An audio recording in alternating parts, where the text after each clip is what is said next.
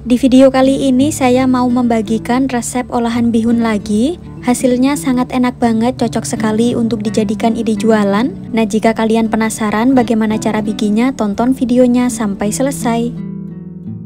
Langkah pertama, kita siapkan 2 keping bihun jagung. Jadi untuk mereknya bebas ya teman-teman. Kemudian bihunnya ini akan saya taruh ke dalam wadah seperti ini.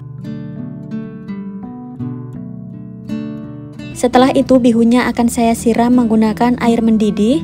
Jadi ini kita rendam sampai bihunnya mengembang. Setelah didiamkan beberapa saat, ini bihunnya sudah mengembang ya teman-teman. Selanjutnya ini bisa kita gunting-gunting terlebih dahulu.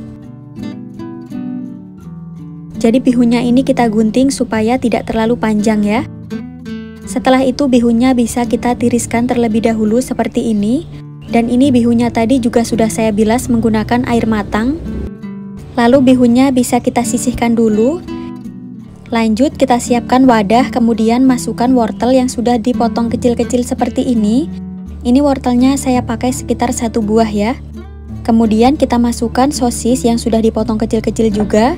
Ini sosisnya saya pakai sekitar 3-4 buah. Bahan berikutnya ini saya pakai 2 batang daun bawang yang sudah dirajang halus. Ini saya tambahkan juga sekitar 5 siung bawang putih yang sudah dirajang atau dicincang kasar. Lanjut bihun yang sudah kita tiriskan tadi bisa kita masukkan semuanya. Kalau sudah bisa kita masukkan 2 butir telur. Ini saya pakai telur yang ukuran besar. Kalau kalian pakai telur yang ukuran kecil boleh pakai sekitar 3 butir ya. Bahan berikutnya kita masukkan sekitar 3 sendok makan munjung tepung terigu.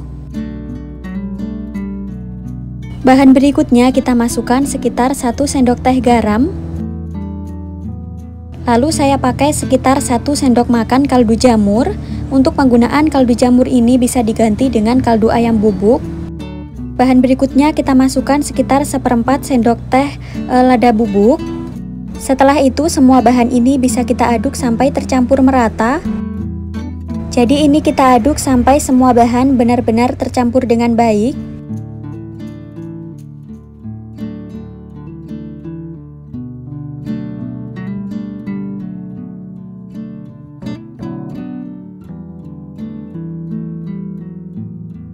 Setelah semua bahan sudah tercampur merata, hasilnya kurang lebih seperti ini. Kemudian ini adonannya sudah siap untuk kita masak. Kita panaskan cetakan. Ini saya pakai cetakan kue lumpur 8 lubang. Ini kita panaskan menggunakan api sedang cenderung kecil terlebih dahulu. Setelah itu bisa kita beri secukupnya minyak sayur. Ini minyaknya saya pakai sedikit saja ya. Kalau dirasa cetakannya sudah panas, kemudian kita masukkan adonannya tadi. Jadi ini kita masukkan sampai cetakannya penuh. Jangan lupa adonannya ini kita tekan-tekan ya teman-teman supaya ini bisa padat. Ini kita memasaknya menggunakan api kecil saja. Oh iya, jika mau nanti hasilnya bisa banyak dan tidak terlalu tebal, ini tidak perlu dipenuhin ya cetakannya. Setelah cetakannya sudah terisi, kemudian ini bisa kita tutup.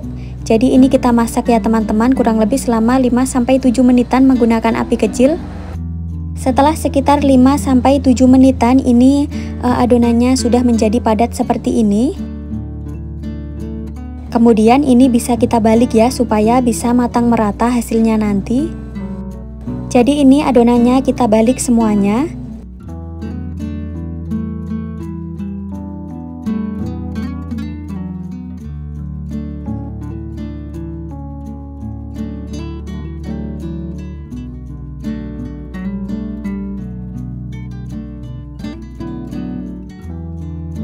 Kalau adonannya sudah dibalik semuanya, kemudian kita tutup kembali.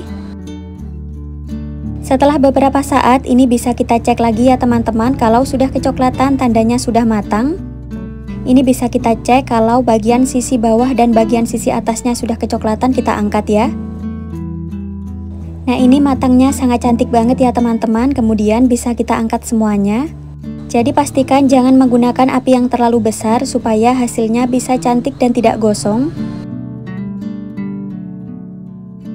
Dalam satu resep tadi hasilnya lumayan banyak. Jadi adonannya tadi tidak saya masak semuanya. Ini adonannya masih sisa banyak dan ini akan saya simpan ke dalam kulkas ya. Jadi sewaktu-waktu kita mau bikin tinggal kita keluarkan saja dari kulkas. Kalau mau dijadikan ide jualan bisa dikemas ke dalam mika seperti ini dan bisa kita beri saus sambal. Dalam satu mika bisa diberi 1-2 biji, jadi bisa disesuaikan. Untuk harga jualnya bisa dijual kisaran 2.000 sampai 2.500-an ya per biji. Nah, tapi untuk harganya bisa disesuaikan kembali ya teman-teman dengan harga bahan di daerah kalian masing-masing. Camilan ini sangat enak banget disajikan bersama dengan saus dan juga mayones seperti ini. Jadi ini kelihatan ya, ini hasilnya sangat tebal dan juga bagian luarnya crispy, bagian dalamnya tetap lembut dan juga kenyal. Kalau mau harga jualnya lebih ekonomis lagi, untuk ukurannya ini bisa diperkecil. Walaupun bahan yang digunakan ini ekonomis, tapi untuk rasanya beneran bikin nagih ya.